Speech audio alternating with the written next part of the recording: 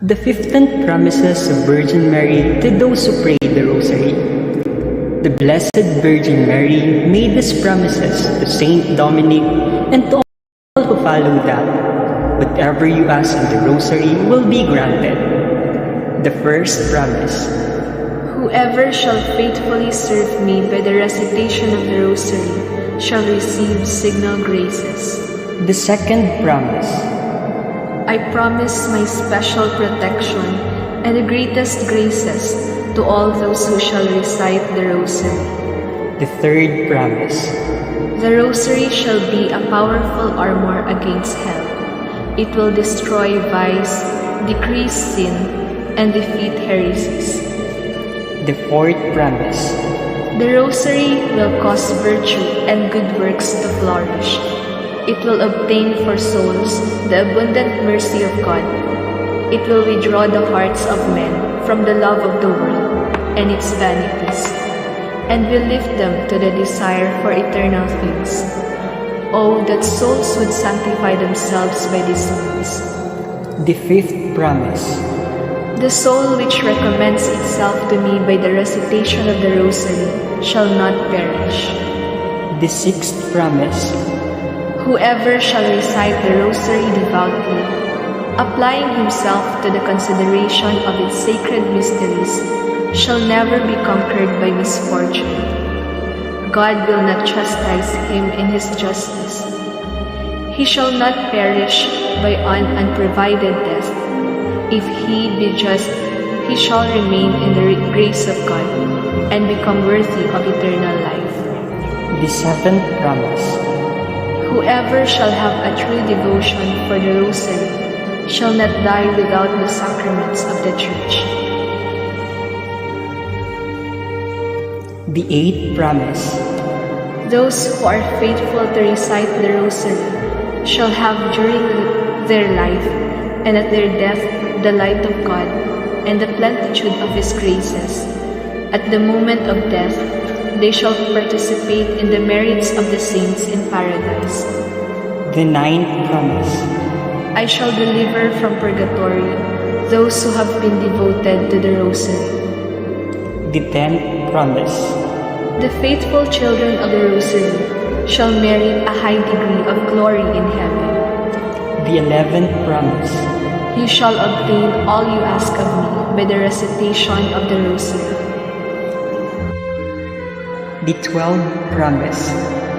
All those who propagate the Holy Rosary shall be aided by me in their necessities. The 13th promise. I have obtained from my divine Son that all the advocates of the Rosary shall have for intercessors the entire celestial court during their life and at the hour of death. The 14th promise. All who recite the Rosary are my sons and daughters, and brothers and sisters of my only Son, Jesus Christ. The 15th promise. Devotion of my Rosary is a great sign of predestination.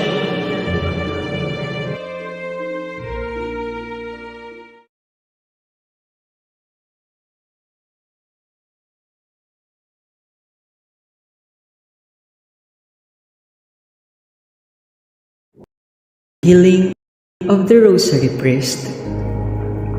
Praying the Rosary lead to healing for servant of God, Father Patrick Peyton, who became known as the Rosary Priest.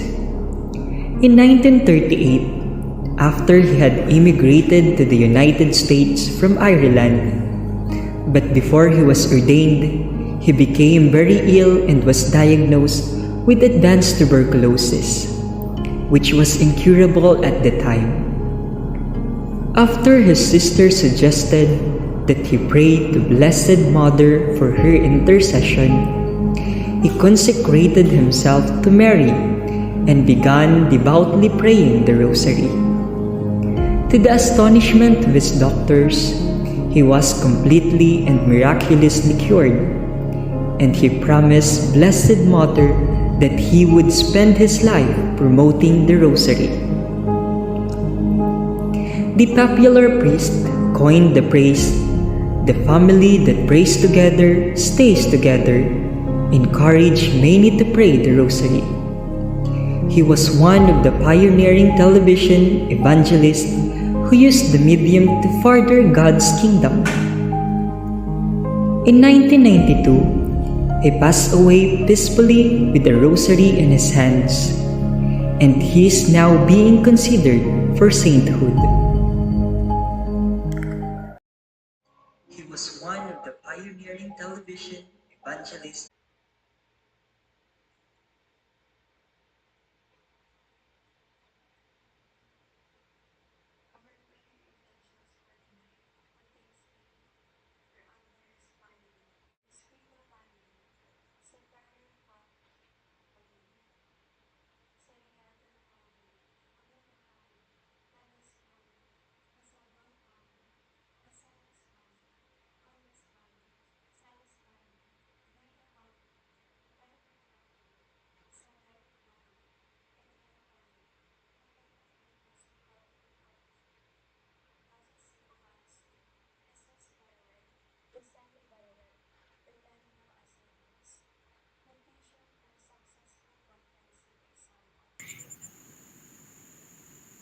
Venus de los Reyes.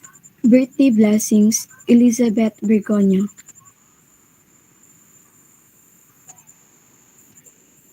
Prayer for the souls of Angel, Santiago, Nenita, Sammy, Jerry Lourdes, Vicente, Rosita, Joaquin, Erlinda, Domingo, Beatriz, Mateo Sr., Lorena Salvador, Rodolfo Sr., Juana, Santiago, Gloria, Celso, Virginia, Gloria, Warren, Romeo Sr., Andres, Normita, Nerio, Licerio,